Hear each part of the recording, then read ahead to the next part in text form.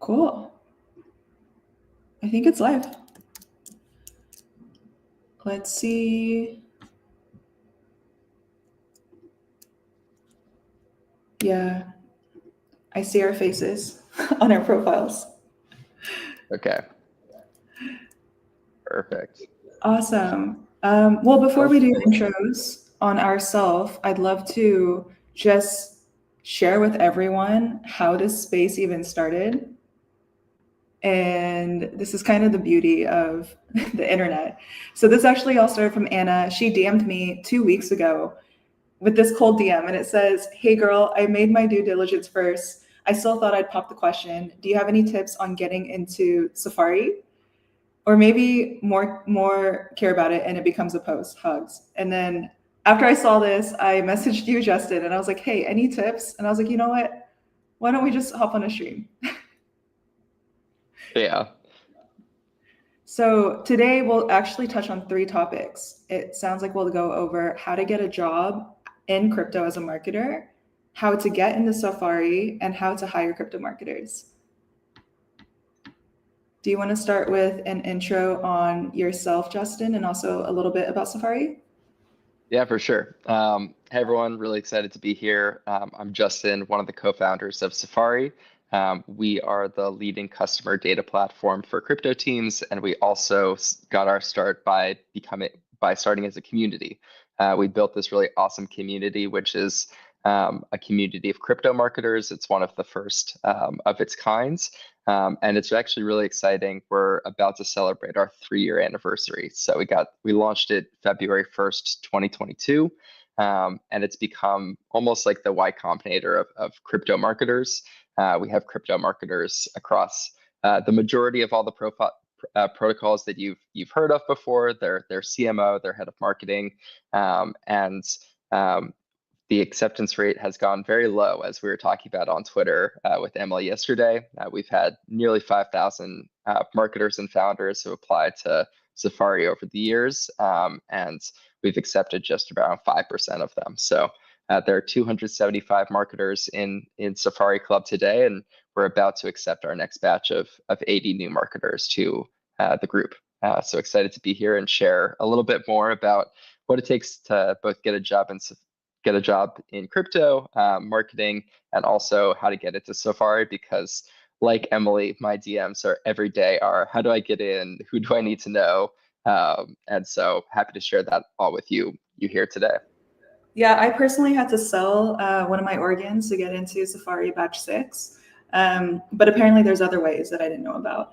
Uh, just to glaze you a little bit, Justin. So Safari is actually one of the OG crypto marketing communities. I think the first and oldest. I don't know if there's one that came before. I've been full time in crypto marketing for the last 3.5 years now. My whole marketing career, or my whole career, has been in marketing. Outside of crypto marketing, I did a lot of Web2 marketing, and Safari was super helpful for me when I first started with Hype, because back then there wasn't a place for marketers to congregate in the space. So highly recommend it. And also, as someone that does a lot of hiring and recruiting, anytime someone is in Safari, it's also a positive signal for us. For today, we actually have, like, let me zoom out a little bit and make sure my screen shows everyone. I did actually prep, and we made like this whole Excalibur with some notes that I'll share after this space to anyone that watched live. Before we get into it, though, I wanted to try something a little bit different, and I'd love to hear a bit more of your story, Justin, with how you even got into crypto marketing, why you built Safari, just more about your marketing background, because I realize typically when I do intros of myself, I just say, "Hey, I'm Emily, I'm a marketer." And maybe for this one, we talk a little bit about the journey into crypto marketing, because that can be helpful as well. Yeah, no, and I think that this will touch on a lot of the different things that we'll talk about in the future. I think that my journey in many ways is probably similar to those that are entering the space at any given time. So my background is also in marketing, like you, Emily. I had worked for different marketplace tech companies as a marketer and growth leader back in the Web2 world for 4 years before I entered crypto. I came into crypto as a founder. So this was in the sort of like height of the last bull cycle, so November, December 2021. And one of the things that was like really pronounced in that bull cycle was everything was about community. And so that's sort of the angle that I came into it with. We were interested in DAOs. We wanted to see how all these different communities worked and how they grew and how people bonded in them over time. But the thing that I quickly found was I was like, crypto's all about community, but where's my community, right? Like, who are my people? And I wrote this sort of note to myself in my journal at the very end of December 2021 and was kind of longing for community. I think the community is something that I've looked for my whole life in different ways, and was really trying to think about who are my people and who are the people that I want to surround myself with. And so that was sort of the beginning of Safary as a community, was just this personal desire to meet other people like me. And as you mentioned, not really seeing that out there in the crypto space. And as I sort of introspected more on that, I realized there was really nothing about marketing in crypto at that time. There were no playbooks that were written out there. There was no, like, all these growth leaders that I talked to and sort of hunted down, they didn't know any other marketers in crypto. So all these marketers really felt like they were on an island. They were the only person doing their job in their company as a marketer. They didn't know any other people that did marketing in the space. They didn't know, and there weren't places for them to find resources on how to do marketing, what crypto marketing means, all these different things. So it became very natural that a community needed to get formed to support this growing group of marketers that I thought would ultimately shape Web3 in the way that marketers and growth leaders shaped Web2. So that was sort of our entry point of wanting to build a community of people like me. That's awesome. Yeah, my first introduction into Bitcoin in real life. So I first heard of I don't know if I heard it off the news. It was maybe the headlines back when it was $900. This was when I was in college. And I was studying marketing in college at the time and also learning how to do drop shipping on Shopify. And I went to my first Bitcoin meetup ever. It was probably 2015, 2016. And that's when I really realized, like, oh, there's communities being built around this. And it's crazy to see how much it's grown now and also how much more diversity there is. My journey as a marketer, so alluded to it a little bit, but I started with direct response, built a Shopify store, the first thing I did outside of college. I also was doing door-to-door sales and car sales. So I kind of connected the dots between how you position in real life when you're selling something with how you do it digitally. I very quickly learned with digital marketing, oh, number one, this is super cool. Everything can be tracked. But number two, there's so many things to learn. So I had to learn SEO, email marketing, copywriting, landing page design, PR, paid ads. It was a lot. And I was just on YouTube the whole time during this time period. And this was how I ended up in my first agency, because I really fell in love with digital marketing and how you can track everything and optimize for certain results. And from that journey, I started with Google Ads before moving into social ads, did a lot of marketing for e-commerce brands, fintech, apps, and from there expanded to overall growth. Because after you realize everything can be tracked, you start to think like, oh, look at podcasts or email marketing or other domains of marketing, even in real life. So we were working with brands that also would sell at Whole Foods or GNC or Target. And being able to connect the dots with retail with digital marketing was imperative. I got back into, well, I didn't get back, but I started my journey in crypto marketing during DeFi summer. So I've always been involved with crypto. I also had an affiliate marketing blog where anytime someone purchased a Trezor or Ledger or went onto Coinbase, I would get a kickback from that. That was one of my early growth experiments that I also learned off YouTube. But after getting burnt out a little bit and with COVID happening, I saw Hype was hiring. And Hype is a full service go-to-market crypto native agency. And it seemed like impeccable timing to combine both, something I've always been in. I've been in crypto since 2015, lost a lot of money and am not a trader whatsoever or good at trading. But in the last 3.5 years, I've been full-time at Hype, and it's been really fun to be full-time in crypto marketing, which is a very different world. So with that said, let me pull up my screen again, and we can actually start with the first topic on how to get a job in crypto. And I put up some notes, and this comes from a lot of the last 2 years working at Hype. We have about 95 marketers now, or 95 people full time, and I've done a lot of the hiring. I wanted to zoom out a little bit and kind of contribute to the discourse we see on X with a lot of people complaining or saying like, why is it so hard to hire? So I just very quickly brain dumped all the things I could think of, and maybe you have some thoughts to add here as well, Justin. But the first thing I thought of was crypto moves really fast. As you mentioned in your intro, there isn't really any playbooks. So unlike Web2 marketing, I still believe there still isn't a playbook. So it moves really fast, and companies don't always have a lot of marketing resources internally. So what that means is they usually don't have time, and they also don't usually have somebody in-house already in marketing that can vet other marketing content or talent. And they tend to try to hire someone to do it all in a really short time period or with limited pay, or they just have lack of resources, which is contributing to that. The other things I also said were, yeah, it might be because of lack of resources, it might be hard to find juniors and train and upskill them. The expectations can also be high from applicants. I'm not sure if you came across this, but I think this is such a global industry that I've seen a lot of CVs where people are fresh out of college, or maybe they worked in 2 or 3 different projects as like a community ambassador, and the salary ranges are a lot higher than what I would see in Web 2. It's also flipped too, right? There's also the other side where companies are not hiring or offering enough for the right talent. I'll pause there, and I'm curious, is there anything you see on this list that you disagree with or would add on to? Yeah. Um, I would say, I mean, I think that one of the like big ones is the one that you just mentioned on expectations on both sides, both from candidates and from companies. Companies, when a lot of the companies in the space are technical by nature, the founders, and so a lot of them haven't done marketing before.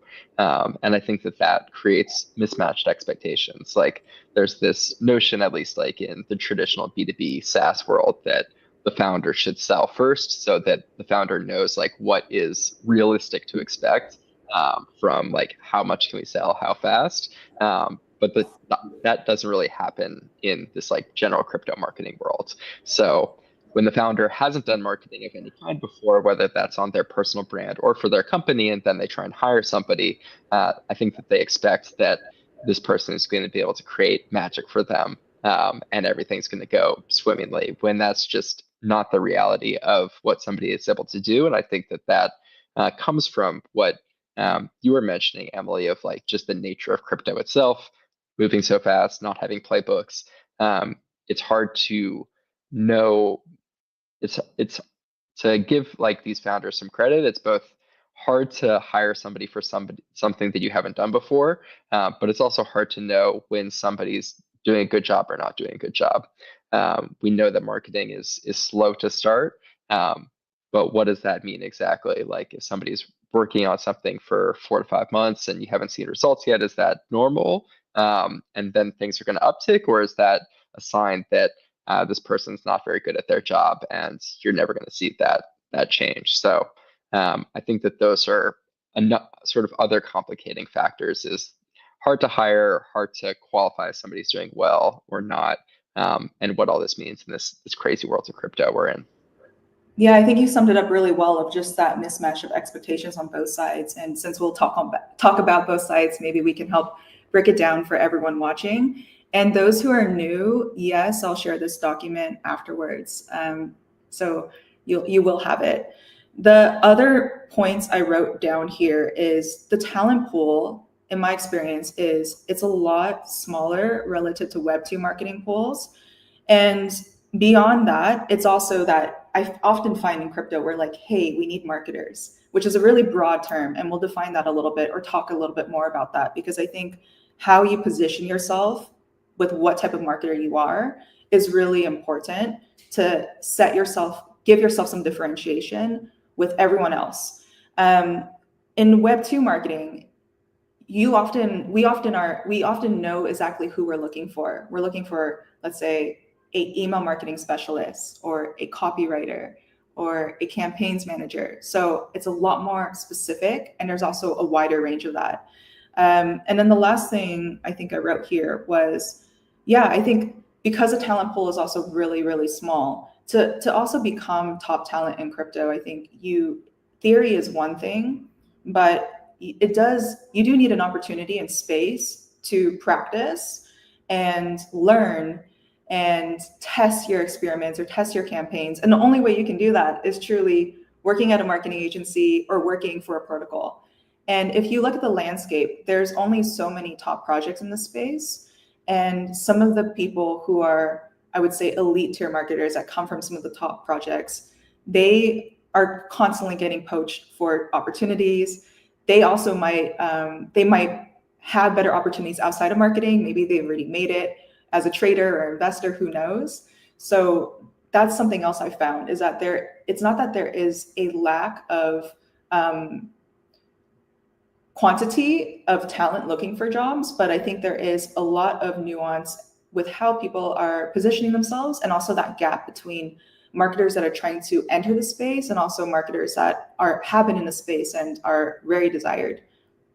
Yeah, we see a lot of the same. I think that it comes back to like qualifying who's a good marketer or not. I found this personally when we went to go make our first BD hire.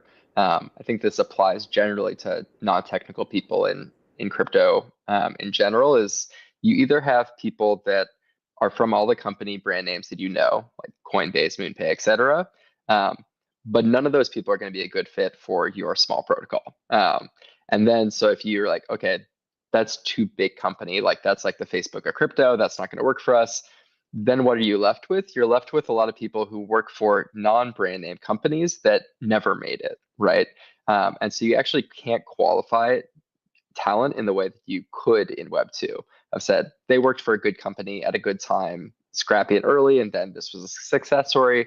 I want somebody from like that time period, right? Like I want somebody not from Uber today, but from like Uber like 2015 to like 2018 times. And so, but in crypto, it's like, okay, they weren't like the first marketer MoonPay. They, worked for 1, 2, 3, 4 different protocols. None of them really made it, but we have to qualify them on for different things. I think that that's another challenge for qualification. One of the other second thing that I see, which kind of goes to your point of a lot of people looking for jobs, but also a lot of people hiring and not finding the right talent, is I think that crypto is a very senior heavy and junior heavy marketing talent landscape. When in reality, everyone's looking for a mid-level. And what I mean by this is a mid-level is somebody who's been in the industry for a couple of years now. They've seen things as they've evolved, but they're still not like at that level where they're going to be like leading and directing a team. So like they're like knowledgeable enough to like know what they need to do and scrappy enough to like get things done. That's kind of like the perfect in between. And I think that that's also to your earlier point, Emily, about like these like potential mismatched salary expectations, is the mid-levels are actually in like super high demand. And so as a result of that, I'm smiling at the comment on the screen. As a result of that, people might look and say like, hey, you have 3 years of experience. Like, why are you requesting a 300K salary? But I think that that's sort of like the natural reality, is this group is the most heavily dependent. But then on the other side, right, you have all these juniors who are ready to learn, want to experience things, ready to execute, but people don't believe that they have the knowledge to execute. Then on the other hand, you have all these senior level marketers who had led teams in Web 2, have like the sort of like top level strategy.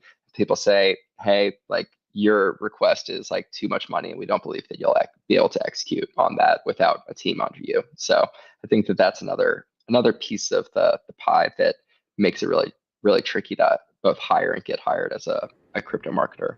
Yeah, I agree. Let's talk a little bit about the qualifiers with how, at least I can't speak for other people that are recruiting in the space, but this is kind of what I look for when I'm hiring. And yeah, this comment from Tay is hilarious. I also don't know how to do that.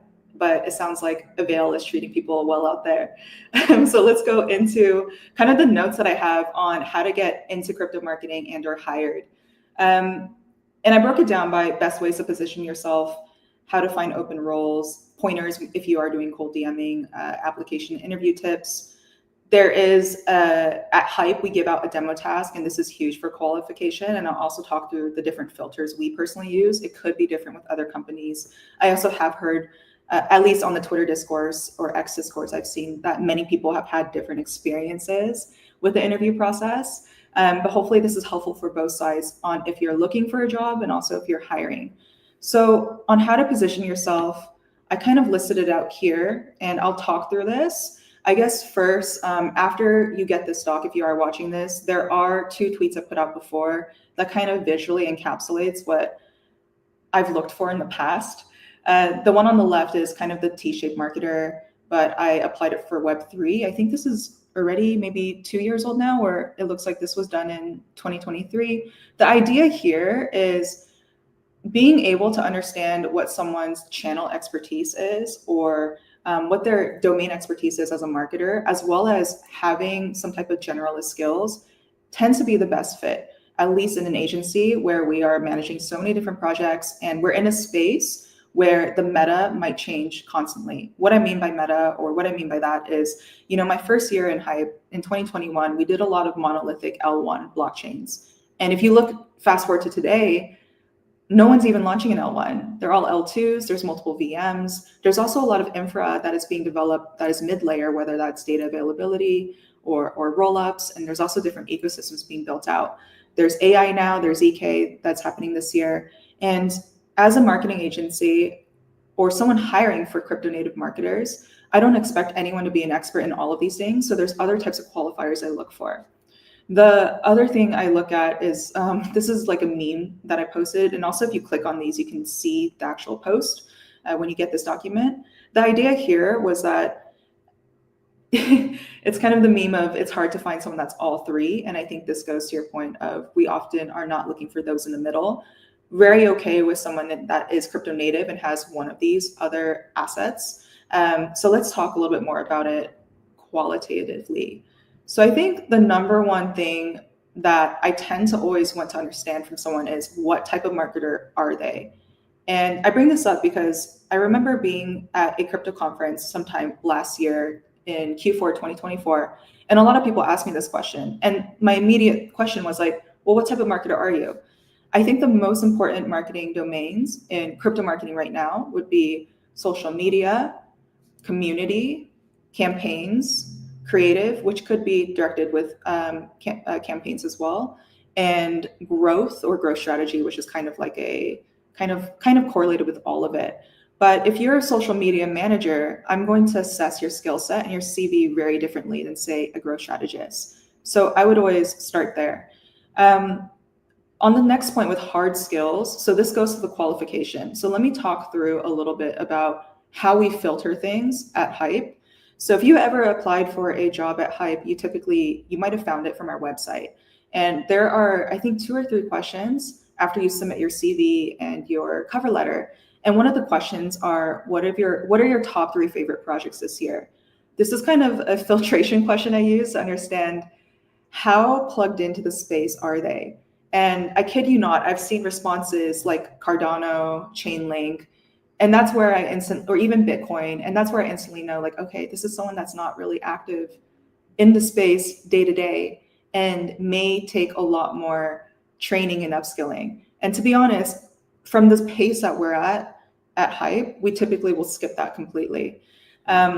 So that is one of the filtering questions that I look at. The other thing is, I always, if someone is cold DMing me, I'll always check your Twitter.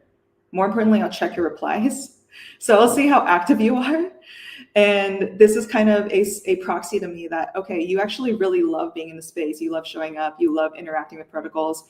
And the other thing is, if you have an ENS, so if you have any type of ENS, I will actually check your wallet and see what you're doing on chain as well. So I'm going to pause there. Justin, is there anything you would add to this so far? I think that these are the main ones that people should look for. I think that people really underestimate the importance of Twitter. I feel like people talk about it all the time on Twitter itself, like you need to build a personal brand, you need to do all these things. And so it feels like we're really beating people over the head with that, but people still don't do it. And so that's still the number one piece of advice that I give to any prospective marketer or prospective person looking for a job in crypto is like you need to build out your personal brands at least a little bit, get things flowing in the timeline, work on your profile as if it were your landing page because that matters a ton, and that tends to be the thing that I hear people who are both savvy hiring managers like yourself, but also new hiring managers. That's the first thing people look at. So I think that is more important than ever. If you haven't built your personal brands even a little bit on Twitter, you're just not going to make it. Cool. So I want to go back to point 2 on hard skills, because this is also something that is kind of difficult to qualify. And it is very different than, say, in Web 2. Like to your point, Justin, when you get a CV in Web 2 marketing, you can actually cross-check the companies they worked at before. And you would see that with a lot more credibility than, say, in Web 3. Something that I like to do, so let's talk through number 2 hard skills and number 4 and 5. So all of the 2, 4, 5, 6, 7, I get a lot of this from the interview and the demo task, and I can break that down for everyone as well. So specifically in the interview, one of the things that we're doing at Hype, we have 3 rounds of interviews, anywhere from 2 to 3. And the first one is to really understand your background, how you work, and we'll dig into what you listed out on your CV or your resume. So for example, if you have on your CV, like I grew the Discord or I grew the community by 25%, I'll likely ask you questions like how much of that did you own? Who did you work with? Walk me through your day-to-day process on how you did that. Is there anything you would do differently? I would also ask questions based on the current narrative or meta to see how you would think about doing it again in the future, because things are constantly changing. So a good example of that is last year, a lot of the campaigns were airdrop farming and points, and it has slowly shifted quite a bit. We also, before that, there was a whole timeline of like layer 3 Galaxy Zeely, and then it moved into more custom built solutions. Then there was like Telegram mini apps. So all of these are different marketing metas that pop up, which means that something you may have done that might look amazing on your CV at a past protocol may not be replicable again. So based off what your CV says, we typically are asking questions to dig into how you think strategically. And it is kind of high pressure at times, which is why we do a demo task. So I did see someone put a question here on if we do case studies. So it's not necessarily a case study of like, pitch me what you did before, but if somebody passes a round 1 interview at Hype, we do a demo task, which is anywhere from 4 to 5 questions. And the positioning of this is, hey, no need to put this in a pretty deck whatsoever. Even bullet points are fine. It's really our way to see how you think in a non-pressured environment like an interview can be. And that is actually a huge qualifier for us, because on the interview, outside of seeing how you talk about yourself, which is also an intrinsic expression of your communication, which I think is also a really positive signal, with a demo task, we're able to see how you actually think strategically. And there are times where we get an answer back like, I recommend you do KOL marketing, or I recommend you run a quest or do AMAs. And that is a very vague response and not really something that gets me excited when I see a demo task. So that's actually a huge tip right there, is a demo task is a chance for any candidate to really show novel ideas and how they would think about it. And it also is a really great signal on how fast you're able to learn. So usually the round 2 interview is us breaking down the demo task with more nuance, understanding the process. And it's been a really good qualifier for us. One last thing about the first round interview that I want to touch on with these is I can kind of tell through an interview, anywhere from the cold DM to the interview to the demo task and follow-ups, someone's attitude and how hungry they are, which I think is so important in this space because there's constantly new things to learn. And then also the communication piece. So at Hype, we are assessing, are you someone that can be client facing or wants to be? Do you want to grow into that role? Are you someone that more wants to be in the background and executing? And sometimes it's both too. And a lot of these signals can be picked up in an interview with how you communicate to the interviewer, and also how you write. So I'm going to pause there and see if there's anything you have to add, Justin. Yeah, I think that, well, first off, you've probably hired more marketers than anyone in crypto. So for those listening, what Emily's saying is exactly right, and nobody has more experience than her on this, most likely. I would just lean on, since I haven't hired marketers in crypto specifically, but I've seen a lot of people go through the process. I feel the exact way from my experience hiring marketers in Web 2.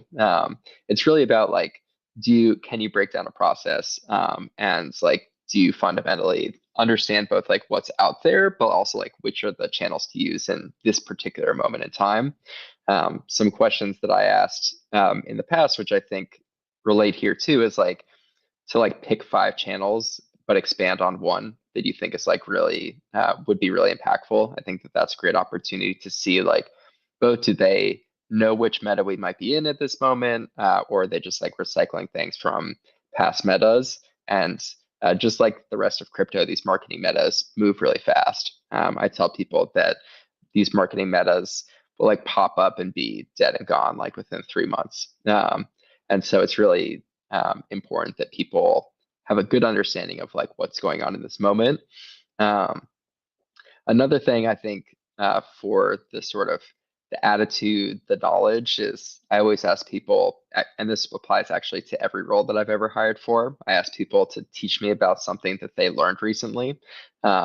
This is led to lots of interesting answers, and I make it known that this doesn't have to be related to their work at all. And so I get people to tell me about baking recipes that they recently learned, and how to play the guitar and learn new languages and other things. And I think that really shows what kind of like person somebody is. Like, I want to know, like, are you constantly learning, not just about, what your job is, but about other things? And then can you turn around and explain a complex subject that I probably know nothing about to me, or to anyone? And I think that those are 2 really important skills to have in crypto as a marketer, is like, are you always learning, and can you explain what you learn to other people? I love that question, Justin. I think I might steal that. Take it. Some questions that we typically give out on demo tasks. This might be helpful for those that do have to complete demo tasks, or those that are hiring. So I've also been on the flip side, right, where I'm looking for a job, and I think it's very frustrating when you go through multiple rounds and then you have to do like so much homework, and at the same time, us trying to qualify for the best hires is us also trying to make sure there's a culture fit, and it's going to be resource optimized on both sides. And we want to make sure it feels good for everyone. So a few questions that we ask usually is anywhere from 4 to 5 questions, and it depends on the role itself. But we'll give some type of example client or project. And I usually like to use one that is a bit more technical, or one that is more current in current times, because this is going to be a signal of how fast can this person learn about this project. And then some of the questions would be things like, what are they doing well on XYZ domain? That could be social, community, or overall campaign. What could they be doing better? And then I always like to ask, there's a comment here about almost no one has good ideas on marketing in Web3. I'd like to ask a question of, what is a left curve idea you have? And there's been some really fun and interesting answers we've gotten back from this. And then before that, there's also, please share a strategy, whether it's for social content or growth. And all of this, we ask for it in bullet point form, or something that is just very informal. We have had people go above and beyond with making very beautiful decks, and that's amazing. I think that really is a high signal for their hunger and attitude and drive, and I really appreciate that. But ultimately, we care more about the substance, to really see how you think as a marketer, and are able to think about these things and learn about these things in a space that isn't so pressured like a interview. So I think, yeah, with Really that quick thing said, about this, Emily. I think this connects back to Alex's question on case studies, what you're saying right now, because I think that for anyone who's listening as a hiring manager, today think about hiring a marketer. What we've seen that I'd say is like poor form for people who are not as like savvy who are hiring marketers than Emily is. We often see like what ends up looking like free work and free consulting on behalf of the candidate for the company of like, how would you design our go-to-market strategy for a TG that happens like 3 to 4 months from now? Like, give us the full specs of what that would look like. And that ends up not feeling good on behalf of the candidate. But I think what is totally fair game is things that Emily is talking about right now of look at this other project that has nothing to do with our project. Tell us, what are they doing well? What are they not doing well? Things that are abstract enough away from that company's project, but still enables you to look at and understand their thinking, I think is sort of like an important distinction for where case studies go from being like work qualifiers to feeling like you're doing free work on behalf of the company, and they're just gonna like nix you after that. So yeah, that would be one thing I'd highlight for these case studies and work that you do within an interview process. completely agree. I actually want to pull up this question here because I do want to make sure this first point, what type of marketer are you, we talk about and it hopefully is absorbed because this one is the most important. This is who you are and how you position yourself. The question here is, I'm new to Web3. I've done PR, comms, digital strategy, branding in Web2. And when they look at Web3, I'm assuming this is JDs, some are vague. Some have a huge laundry list of responsibilities. And it seems like Web3 employers are trying to do a mashup. I completely agree with this. There are a lot of companies doing this. What I suggest is think as a marketer. So think as if you are the CMO or marketing lead or head of marketing, whatever title you want to use, and look at their website, look at their socials, look at their community, understand their timelines, and make a laundry list in your head of what they actually should be doing, what you believe is right for them, and position yourself that way. That's ultimately what these companies want when they're hiring. And it could also be that these companies who are just looking for someone to do everything might not be the right fit. We'll touch on that as well with how you create a JD or at least qualify and filter to show up well for candidates as well. But I always think that even for us as a marketing agency, clients don't really want, clients don't come to us saying, hey, we want socials or hey, we want community. Truly what they want is they want an amazing TGE, they want an amazing launch, they want to capture mind share, they want it to be top of mind. So reverse engineer what is needed to do that and position yourself that way. Okay, so the next thing I have on this list is how to find open roles. Okay, I mean, specifically for me at Hype, I found Hype at a job board, but this was 3 years ago. And now that it's kind of flipped, I get a lot of cold DMs and I see a lot of people engaging on Twitter with posts about like, hey, who's hiring or I'm looking for this. And one thing I want to caveat and say is I actually love cold DMs. Like this space started from a cold DM, but there is a way on how you do it. And there's a lot of examples of really bad cold DMs. And I think the most important thing I want to share here is be short, be cordial, less friction, meaning I've had people drop like links and links and links and like PDFs to their CV and I have to like load it. And sometimes I also have people that are just like, hey, are you guys hiring? And that to me is not the best signal because I rather see like, hey, this is who I am. I already applied for this role. This is what I'm good at. Like a blurb about yourself, some one-liners. That's going to get my attention a lot more than if you drop a message and say, hey, are you guys hiring? I imagine you get a lot, Justin, with Safari. And I'm also curious if you have anything else to add beyond cold DMs. We can talk about some of the groups or job boards that you do recommend, if any. Yeah, no, I totally agree with that. Yeah, the one group/job board I recommend to everyone is Matthias's Telegram one. We can find the link and drop it in here for those that are interested. But the thing that's great about it is you get both the community in it of other people that are looking for jobs, but also he just like has this bot that crawls all the different job boards out there and looks for crypto marketing jobs. So that's really cool one. I think that's the best that I found, but I totally agree with Emily. I think cold DMs are great. And I actually made a post about this recently about how 2025 is going to be the year of cold DMs, and that you should become, like, being a reply guy is not enough anymore. You should become a DM guy or a DM queen. And the reason for that, right, is a lot of the replies that we're starting to see on Twitter are like botted, right? They're like, you like don't know whether it's like an AI agent formed like response or not. And so a DM is a great way to sort of like showcase who you are, and make it specific, as Emily is saying, to exactly sort of like who you are, but also specific to their job description that they have open. Because I also get a lot of like hiring DMs of like, here's all about me, here's my CV, are you guys hiring? And I'm like, no, we're not hiring. But even if we were hiring, like, I wouldn't hire you because like you just sent this to 50,000 people on LinkedIn. So yeah, making it seem like it was written by a human and specific to that company, I think is key. Someone wrote in the comments, I just dropped GMs, and this is also something I wouldn't not recommend. I get a lot of DMs that are just like GM, and I don't know what to do with it. And most people, at least I know for myself, when my DMs are flooded across Telegram, across Twitter, and then also with my own team, and then believe it or not, I have friends outside of crypto. Crazy, I know, but I also need to reply back to them and my family.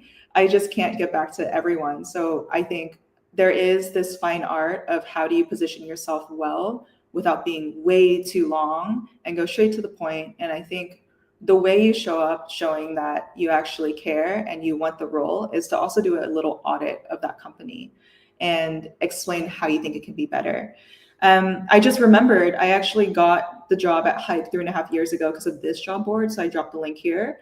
And then I made a note to myself for that Telegram group. Justin, we'll drop it here. So anyone watching this, we will share this doc afterwards.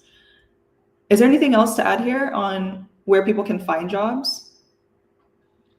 I think that there are not enough good places still. Somebody was just DMing me about a job board that they created. And one of my feedback for all those that are listening and might want to do the same is that one of the discrepancies that I still see in looking for jobs is salary expectations. A lot of people are posting jobs without salary expectations, and it's really hard for any number of candidates to figure out whether they're going to want that job or not. And I've seen it vary super wildly. Like, we're looking for a senior marketer that must be in New York City, and we're going to pay you $65K a year. Well, like, you're not going to find anyone. Versus like people who are actually serious. They're like, we're looking for a mid-level marketer. We're going to pay you $200K a year. Like the Joke Race guys, right? They're like a 3-person company paying like $200K a year, and then they're like massive companies that are going to pay you like $75K and living in New York. So I'd say that this is another thing. If you're a hiring manager tuning in, put a salary band on yours, and then DM Emily or I and ask us whether that's an appropriate salary for that position, and we will tell you and let you know. It'll help you on all fronts, save time and save marketers time as well. Awesome. I realize we didn't mention it, but I have hired from the timeline. I actually prefer to hire from the timeline these days. So occasionally you may see posts, and I've seen other people do this too, where they just say, hey, I'm looking for XYZ role. And I've used those threads to actually suss out people, and I might DM you if we're hiring. But those are also great places to check. And I would do both commenting with, and I put a template below, but just 3 lines. What type of marketer are you? What can you do? What do you love doing? Make it really short and cordial when you reply to those, and also DM them as well. Okay. The demo task, I think we already spoke a little bit about that, but a few things to add here is whenever we send a demo task at Hype, again, we do set expectations like, hey, doesn't need to be really pretty. And then we also give a deadline. And I try to make the deadline as reasonable as possible. It's usually within 5 to 7 days. And there are cases where we get a really fast turnaround, like 24 hours, but it's a very not thought through demo task. And that's worse than getting it on the last day and it's just like absolutely banging. So that's just something to consider, at least for us at Hype, because it is so hard to find great talent in all of the boxes we're looking for, the demo task is a huge qualifier for us. So the more substance there is there, the higher the chances are. It could be different for other companies, however.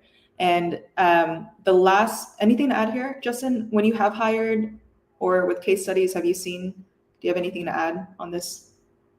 On the best question, on the demo task or best question to ask? Just in general about the demo task, how people can make sure that they stand out, or if you are hiring, like how you should position. When you hire for Safary, and do you do demo tasks? Yes. We also do the same as what you do. It's a little different for us because we've hired for more engineers and then a BD role. But for the BD role, we did a very light written demo task, and then we asked somebody to actually do a mock demo of Safary back to us. And so the person we hired was the person that we thought actually did a better job pitching Safary than we as founders did. But it was super fascinating to see what people did and how they pitched it. But that's very specific to the role. It's like, that's the job that you're going to have to do as BD person, is pitch Safary's platform. Nice. I like that live demo.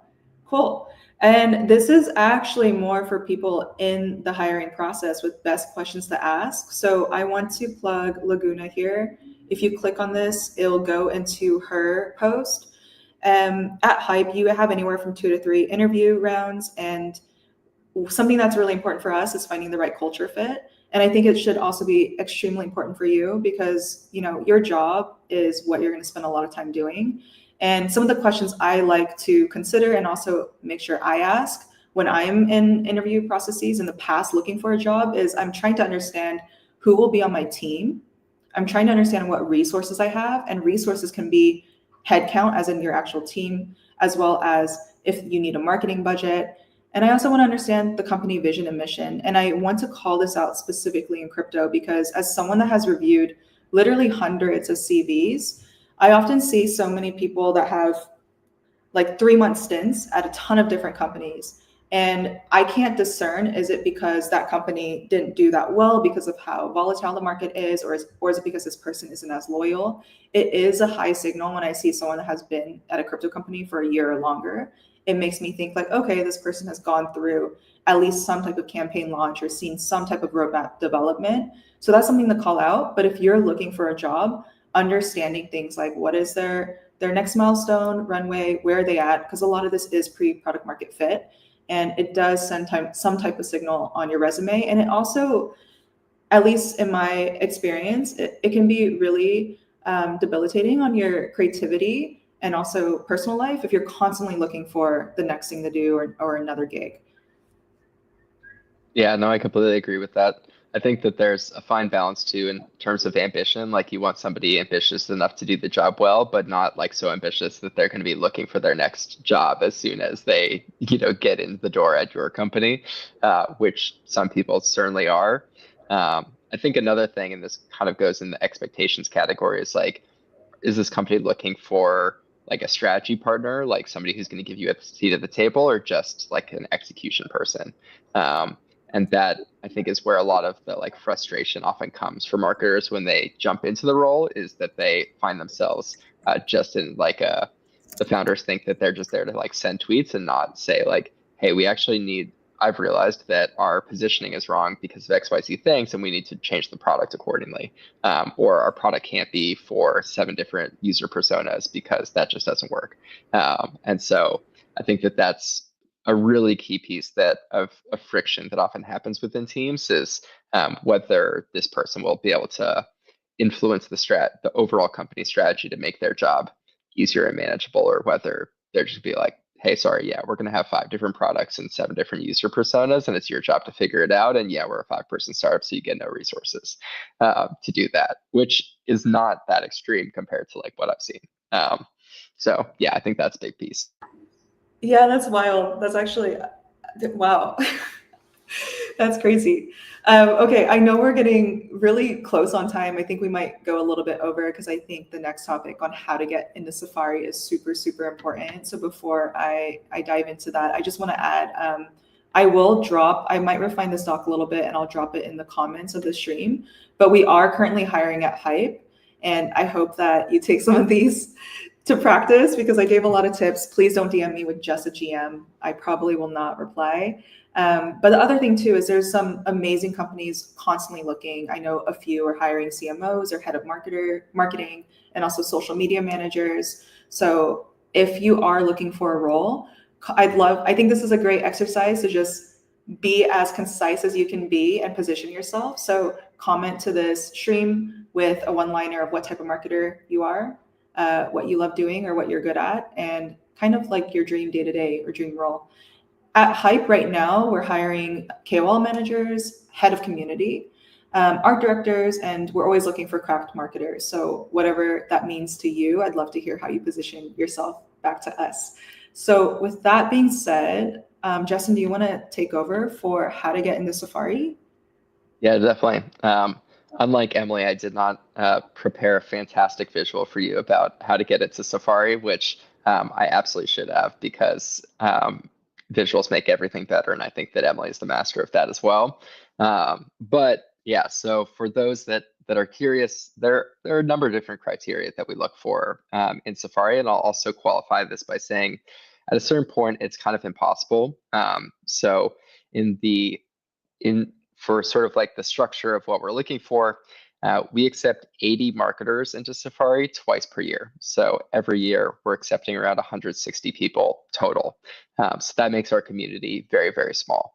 What we're looking for in these 160 people, when I go through a batch, in an average batch of 80, we'll get anywhere from 500 to 1,200 applications. So that means that I am looking through a lot of resumes, CVs, Twitters, etc., of a huge amount of people. And these are typically, I would say, like 40 to 50% marketers, some founders, a smaller group of other stakeholders that do growth or impact growth in some kind of way. By and large, we're looking for growth leaders and marketers. This probably is not that surprising to you, but batch over batch, we have just seen that both growth leaders are the most engaged and have the most to contribute to the community. And so although other stakeholders are important, that's who we ultimately focus on. So at the top level, we're looking for growth leaders. Maybe that's not that shocking, but another piece, and this kind of goes to what Emily was talking about for hiring, is we look a lot at the company that you work for. And oftentimes we are not looking for the people who are at the Coinbases and MoonPays of the world. We think that that's fundamentally not as interesting as, and oftentimes not really what we talk about when we talk about like crypto native marketing. Those companies are often doing a very like Web 2 style of marketing, bigger company, have some of those more defined roles. And so while their jobs are certainly challenging, the people who have the most challenging jobs are working for companies that you probably haven't heard of before. So that is another factor that makes our job a little bit more unique in terms of qualifying who would be an exceptional marketer in this moment. Another thing for those that are in more well-known protocols today is that we tend to not accept two people from the same company. We never accept two people from the same company in a single batch. So when you're joining a group of 80 people, there will be no two people from the same company, even if they're in different roles. So that's one of the really cool things about the Safari Club experience is immediately you're meeting people from 79 different companies. And this is across the ecosystem, across spaces, across verticals. So you just create a network for yourself that most people don't have. A lot of people in crypto, as we know, are very into their own sort of like niche and sub-niche and only really know the people around them. And so Safari is a great way to really broaden your horizons of who are all the different other people that are out there and interesting in this moment.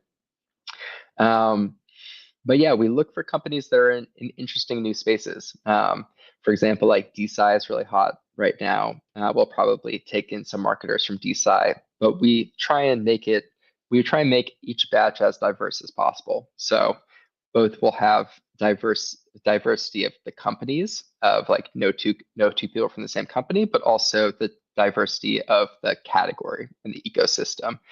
So we'll try and get companies from many different ecosystems, whether they're within the Arbitrum ecosystem or the base ecosystem or the Monad ecosystem, et cetera, in addition to different players there, and the verticals, whether that's DeFi, lending, SocialFi, DeSci, different things of that nature. So if you are in a unique category from a protocol that nobody has heard of before, actually your chances of getting into Safari might be higher than if you work at Coinbase as a product marketer on their team today, which makes our job really fun, is that you probably will be in partnership, if we do our job right, with people who are on the way up in their career. They're about to make it. And that's another big thing that we look at. Is I look for people that haven't necessarily made it in their career. They're on the acceleration point. And my job is to be, I sometimes tell people I'm like a talent VC. I'm looking for people that are on the way up but haven't made it yet, and who might credit Safari for their future success as getting them to the next stage in their career. And so from that point of view, oftentimes we're looking for mid-levels at larger companies, or we're looking for the head of growth, head of marketing at a protocol that you've never heard of before, that's in a space that we think is interesting and might pop off in the next narrative. So those are some of the big things that we look for. And finally, we do accept every batch a few people who are Web 2 marketers who are interested in transitioning into Web 3. We think that that's both interesting in terms of bringing new talent into the space, but also interesting in terms of keeping us honest about what are the sort of like Web 2 tactics that are working in this moment, and what can we still continue to learn from Web 2 as crypto native marketers. So at a high level, I would say what we've just talked about so far is we're looking for uniqueness of company, no two people from the same company, uniqueness of sector, not necessarily in the current meta, could be from past metas. We're looking for people who are at an acceleration point in their career, whatever that might look like, whether they're a junior marketer moving into getting ready to be a mid-level, whether they are an up-and-coming content creator ready to break out and be all over your timeline in the future. We're looking for people at right at that inflection point, whatever that might be for them. Some other big tips, and this is the one that I give the most often, is the best way to get into Safari is to know somebody who's in Safari today. We put a lot of, as you sort of learn from what I'm looking for, I can't possibly know everything about every cool new sector that exists out there, or new company, or whether you're just like a great marketer or not. As Emily and I had talked about before, it's really hard to qualify who's a great marketer unless you've actually worked with that person, or know them, or seen their work, or followed them over time in their journey. And so the best people to know who's a great marketer are other great marketers. And we happen to have a lot of those people in Safari. So that's one great way. And similarly to getting a job, right? If you don't think that you know any great marketers yet that are in Safari, DM them, let them know, ask them how to get in, tell them about yourself, meet other people. That is an awesome way. And for those that are wondering, okay, well, how do I even find that? If you go into Twitter right now and you type in, at Safari Club and search by people, you'll be able to see all the people who have Safari Club in their Twitter bio. And as of this time, around half of all Safari members from the last 3 years have Safari Club in their Twitter bio. So that's around 120, 130 people that you can go look for and DM, which also I think shows the profound strength of the community, is that we have people who are continuing to rep Safari and be proud to be in our community, even years after they did our program and were a part of the batch. So those are some high-level things. I don't know if I've covered it all. Emily, anything that you think is worth adding for ways to get in? Is there anything on tips on the application? Yeah, so a big thing is sort of, I would say, like emphasize some of these points. Tell me why your company is interesting. Tell me why your sector is interesting. Um, and then tell me what are the types of skills that you personally have. Um, one thing that I didn't mention, which is where a lot of people get value from Safari, is that we do high quality matching. So one-on-one matching at the beginning of every batch. Um, what that means is I talk to every single person that joins the batch. So I set up 80 different calls with people before the batch begins, asking them what are the different things that you're good at? Like, are you a community marketer? Are you a content person? Are you this? Are you that? What skills do you want to learn? What is your company's like current challenges right now? Are you guys about to launch? Are you like post TG?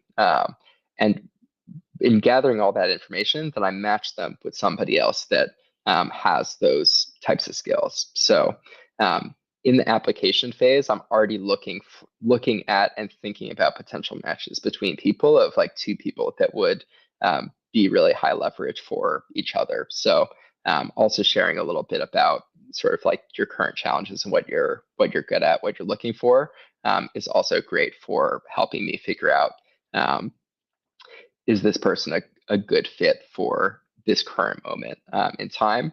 Because I will say that a lot of people think like if I apply to Safari and I don't get in, like that's it for forever, and that's absolutely not the case. Each batch, because it's so bespoke, really fits that current moment, and there are tons of people that we let in future applications, future batches. They might have changed companies, they had different experiences. And so we absolutely look at past applications again,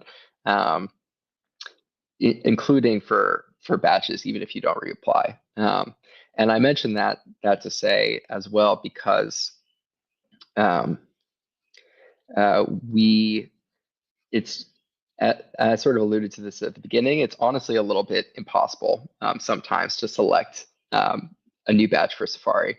I'll go from 1,200 applications to 300 and be like, all 300 of these people would be amazing to fit in Safari. But now I have to go from 300 to 80, right? So it becomes a little bit, some of these other factors of like, will two people fit together in this batch, or should I save this person for a future batch, come in that negotiation from 300 to 80. And so as a result of that, that's why some of these things that are a little bit more interesting and unique about you can help stand out as I make that final selection, but also to say that just because you got rejected from Safari once doesn't mean that it's a forever decision. There are hundreds and hundreds of people that I would have thought would have made an amazing fit for Safari, but we just didn't have the space in that moment. Wow. Okay, I wrote everything down as you were speaking, and I think those that rewatch it will get a lot more of the context you just spilled as well. Speaking of the matchmaking you do, so via Safari, I'm in batch 6. I met Caddy. That's who I was matched with, Caddy from Third Web, and he's awesome.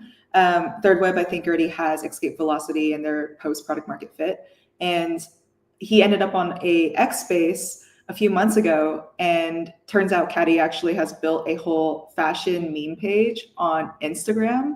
So he is playing both in crypto marketing as well as Web2 marketing, and his fashion meme page on Instagram has quite a huge following.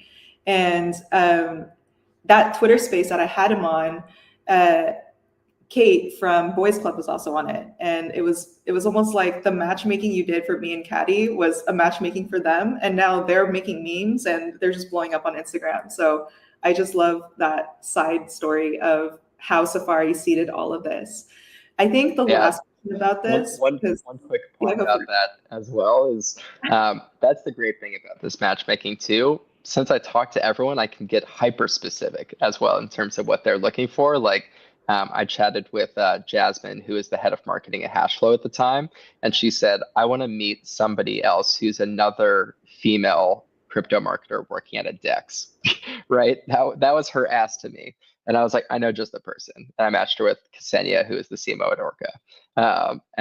And then they like a year later took this picture that they posted on Twitter of like, and we met, now we got to meet in real life and like we're best friends and all these things. I've match people who have become co-founders together. It's just like really amazing the power of like one connection can make. So that's another pitch for that. Yeah, that reminds me, one more Safari story from my side is I've met a few Safari members at crypto conferences, and I was really excited to find out Blue is indeed a cat in real life as well. I met him a few times Yes. at crypto conferences. So yeah, if it wasn't for Safari, I don't think I would have made these friendships the same way. The last question I want to touch on. So we talked a little bit about Safari focusing on uniqueness, diversity, and every batch sounds very bespoke. And it sounds like when you are looking at so many applicants and filtering it down from 1,200 to 80, that's crazy. When you're looking at so many applicants, I'd love to hear what were certain applications that you found so interesting. I'm sure you have a few that stick on the top of your head. Oh yeah, that's a great question. Absolutely. I mean, it's funny too, also for qualifying people, that oftentimes the people who are the most legit have the worst applications. That's something that stands out to me as well. So for example, somebody applied, and I guess I'll give away who this person is by saying this. In their answer, they just had, I founded Zynga, which was the most the biggest growth gaming company of all time. I was like, I mean, that is true, right? So that was an interesting one for me. Other people write pages and pages and pages of content. Like somebody created a like Notion page full of like everything that they've ever done and like why they should be in Safari, because it was like too long to like paste all that text in the Airtable form. That was notable. I actually did read a lot of it, but that was just too much. I think that in marketing in general, we need to be concise. And so showing me that you can be concise in an application and get your message and message and like who you are across is key. Sharing interesting things about yourself that are not marketing related is also interesting for me. You know, as sort of like hiring for a company or team, we also look for culture fit. And if I don't think that you'll be a good like culture fit for Safari's community, then that also is something that I look for. Or if you're like a fun person that does fashion marketing on the side, that's really interesting. And I think that you make a great like culture fit for Safari. So anything that you can emphasize that's unique about you within the application is what I'm personally looking for. I'm looking, as you sort of heard from all this whole list that Emily captured perfectly here. I'm really looking for uniqueness overall. You work at an interesting company, you're in an interesting vertical, you have an interesting background, something about you, and then overall, like you're just like a nice person that other people want to spend time with. That's what we're looking for at Safari. Is I'm just looking for good people that are in this industry and not grifting on each other. Amazing. Okay, last point on Safari. When is the next batch open, and where do they go to if they want to apply? The next batch will open within days. So I will send that teaser. An FYI, whenever we open a batch, we do a quick drop. That means that we will announce the batch and then we'll close applications 5 days later. So continue to look at Safari socials because that'll be happening soon. But you can also apply on a rolling basis on our website, which is safari.club/community. So you'll be able to see the applications there now, and then we'll do the formal announcement soon. Okay, cool. Okay, we covered a lot so far. I'm just going to do a quick recap and tie it back with how to hire, which I think is going to be very connected with how to get a job. So we first started with talking about why some might say it's hard to hire, and we went through the reasons. Then I also went through a bit of what I look for when hiring, and this just comes from my experience of looking at hundreds of CVs, doing a ton of interviews, reviewing a lot of demo tasks. I hired a lot of marketers in the last 2 years. And the last thing to touch on is if you are actively looking for a job, one of the things we talked about was how you position yourself. So comment on this thread with just a one-liner of what type of marketer you are, what you love doing, and your dream role. And hopefully we can match make as well there. But beyond that, Hype is also hiring. So you can look at open roles on our website or cold DM me as long as you are intentional with how you phrase your message. And the tool I'm using for this is Excalidraw. So I'll drop this to everyone watching after this. There's also a few references. I saw Laguna in the chat. So this is her tweet here on questions to ask in the interview, as well as some visual references I posted in the past. So going back to, if you are a hiring manager or recruiter, how do you do it? I mean, the first thing I can say is some of our best hires are from the timeline, but it could be different for every company. And I also get hit with recruiters as well, surprisingly, on LinkedIn.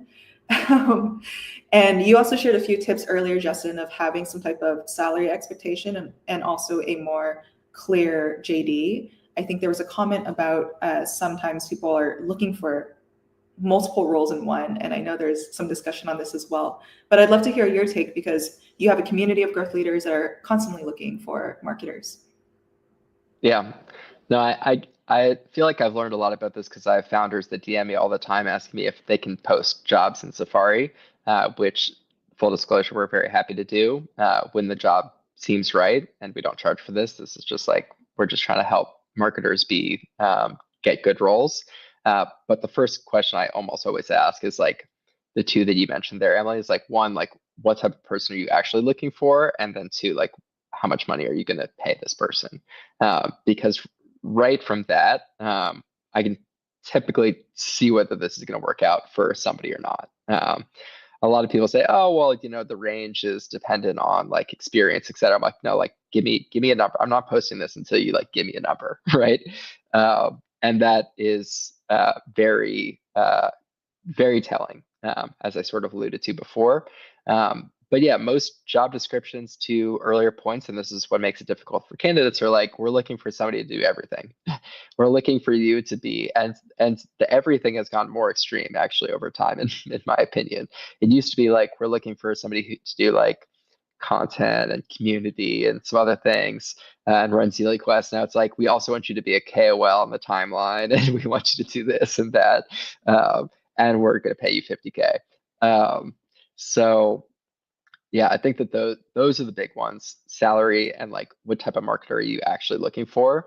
I don't know if that's too hard to do, because I think that at least on the what type of marketer are you looking for, I haven't seen many job descriptions outside of at big companies that have done that even close to well. I don't know if you feel differently, Emily, on that point of the who are you looking for. Yeah, I have seen the same. I've also, because I have done a lot of interviews, and when I'm asking about past job experiences, I often hear marketers where it's literally just them, and they're expected to do everything, which is so impressive and also so wild. I will say at Hype, our JDs, so if you look at our roles, we do have very specific roles, because the demo task you're going to get as a social media manager is going to be very different than, say, a growth strategist. But there is a period of time, I think it might still be live, where we're actually trying to understand, because there isn't a playbook in crypto marketing yet. So somebody could be an amazing marketer and just needs an opportunity to apply those skills. So we have also done the same. We have committed this crime of having a very broad or vague job description, and it's mainly to be a catch-all for these types of people. So I'll throw that out there. But yeah, I think this is such a a very simple list of really defining the type of person you're looking for. Us at Hype, again, I'll go back to this diagram here, because we do work with clients and we also have quite a large team. There's a lot of interpersonal communication with the team that's happening, and also how you are client facing. And it is very, very important for us to find someone that is crypto native. And what that means can mean so many different things. For me, it mainly means someone that is on chain, is active on X. Those are signals to me that you love learning about the space, and you're also willing to learn about whatever next sector is popping up. You mentioned DeSci as something that is interesting for opening the Safari batch up to, as an example. And in the marketing agency experience, this is more so as a proxy to me of, okay, this person has marketing fundamentals or is able to context switch. But oftentimes this isn't a necessity, because in crypto, people are context switching all the time or have worked in multiple roles. So that's kind of what we're looking for, and how we position. One quick question, Emily, on that. I think probably others in the audience might be wondering is, so every every marketing job description now talks about like, we want a crypto native. Somebody's like dialed in, locked into the timeline. Yeah. Have you guys hired non-crypto native marketers at Hype, like people who are transitioning from Web 2? Would you? And if there are people listening who maybe haven't had their first like full-time job in Web 3, but are like dialed in, how would you suggest that those types of people present themselves? Yeah. Okay. So I really like this one color, so I'm going to switch back to it. I think crypto nativity is like a spectrum, right? So there's somebody, and we've asked this question before. So Danny, who's a managing director, I do a lot of final round interviews with him, and he'll ask a question like, from a scale of 1 to 10, how degen are you? 10 being you are restaking your liquid staking tokens, you're looping them, you're on Gearbox. And that usually is a good signal. And we use that, like, I'm not even that like level 10 degen, you know? But there are, to answer your question, somebody who is just breaking into Web3, I would need to dig into what that actually means. So are you on chain? Are you transacting? Have you airdrop farmed before? Have you contributed to certain campaigns? What ecosystems do you love? Somebody that is just interested, listening to podcasts, consuming content, I don't think we can hire that person. Main reason why is because the time to train someone to unlearn all of the things that come from Web 2, including the speed that clients expect things to be turned around in, and also being able to plug in right away to know what are the current categories and subcategories. Like to your point, there's DeSci this year. There's also so much happening in ZK. There's so much happening across infra. All of these high technical projects, if you need to learn the different categories on top of learning how to use a wallet, it's just going to cut into the speed. So we actually will optimize for crypto nativity versus marketing fundamentals. If I had to choose, I rather train somebody on how to do marketing and let them shadow and coach them if they are super degen or locked in, versus get someone fresh from Apple or Xfang, never heard of Bankless, maybe has traded Ethereum on Coinbase or Revolut or Robinhood, but has never been on chain on a hot wallet. That person will be harder to train. I have heard reverse stories though. So certain companies that maybe have hit post product market fit, where they have a lot more dialed in SOPs, they prefer people that come from big tech companies because they have some of these hard skills that somebody that is just in crypto without any marketing experience or tried marketing experience might not have. But that's just for us at Hype. Yeah, no, it definitely makes sense. So if you're listening, get on chain. Yeah. And then I just want to echo this again, because even me, I'm learning every single day, and I'm not technical, meaning I don't know how to code. I don't understand cryptography. I'm not the person that will review or audit your white paper or your developer docs. So the main signal we're really looking for is how quickly you can learn something. And it doesn't mean become an expert at it, but at least understand in a layman's terms, and or be able to recognize gaps. Because if you are someone that's not technical, that does not understand a highly technical project, I would hope at least that gives you a signal of what you could do marketing and comms wise to make it more digestible if this is a project that has to go to market. And to be honest, we mainly work with infra projects because infra projects, all of them also have a retail audience to capture if they do have a token. So that is actually a skill set that I think is so important, of people who are not technical. How do they bridge that gap? And the more you can show that in the interview process, in your application, the more likely, at least with Hype, you will get an interview or the conversation will continue. Awesome. Cool. I know we're getting close to time, so maybe for the next 5 minutes, we can answer any questions that people have. And then again, I'll refine this doc a little bit, and I'll just like raw dog drop the link in the comments. So if anyone has any questions, you can comment, and I think it will show up on our screens. And I'll also, so this resource, we will drop the link here before I ship this. But I think it was Matthias group, and he scraped multiple job boards. Yeah, created a little AI agent that's constantly scraping job boards and putting it into that group, which is pretty cool. And also, for those who are listening, Matthias is not technical at all. So that's just a cool, fun thing that he did. And this group has just totally popped off. Also, he's in Safary, in case you're curious. Cool. This is not a question.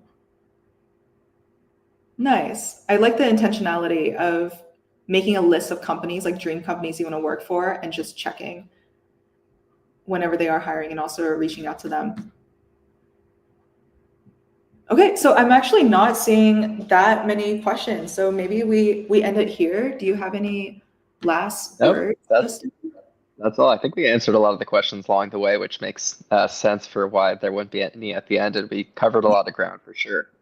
But yeah, I just want to both thank everyone for coming and also say that if you have more questions, feel free to DM me or Emily. We're happy to respond as long as you don't just send us GM. Send us a little bit about you and your question. We'll get back to you. Okay, hold on. There are 2 questions. So this one, I'm going to give you some homework. What questions do you ask at Hype for social media content roles? I said it sometime in the middle of this, so I recommend you rewatch it. But I actually revealed the exact demo task we give out and also how we qualify. And this is another question. Apart from posting on X, what's a good way to build proof of work when you're not working at a Web3 company? Personally, for me, I will check your ENS and your address if you're there. And I really like to see novel ideas, because even if you worked at a past crypto company, what worked well for them before might not work again. So I'd love to see the way you think. If you have a novel idea, whether it's a campaign or go to market, pitch that to me or whoever is hiring. Do you have any thoughts to this, Justin? Yeah, no, I think that both novel idea in general, but also like novel idea for that company. That's a great way to just like pitch yourself, is to like jump into those people's DMs and be like, I noticed that you are doing XYZ, and I think that this could be better in this kind of way. By the way, I'm looking for a job. If they think that it's actually a novel idea, they will respond to you. If it's just like you should do it more AMAs, they're not going to respond to you. Nice. Cool. All right. I think that's it. This was really dense. So I highly recommend everyone to rewatch it, because even though there are a lot of notes, I think we covered a lot of nuance and expanded on these points. Other than that, again, if you're looking for a job, Hype is hiring. And also if you comment on this post, I'll try to matchmake. And if you are looking for a community of crypto marketers, Safary is a great place. Shout out to my batch 6, and Justin literally shared the whole game on how to get in. Thanks everyone for watching. Thanks everyone. Hope you have a great rest of your day. Thanks, Justin. Thanks, Emily. Bye.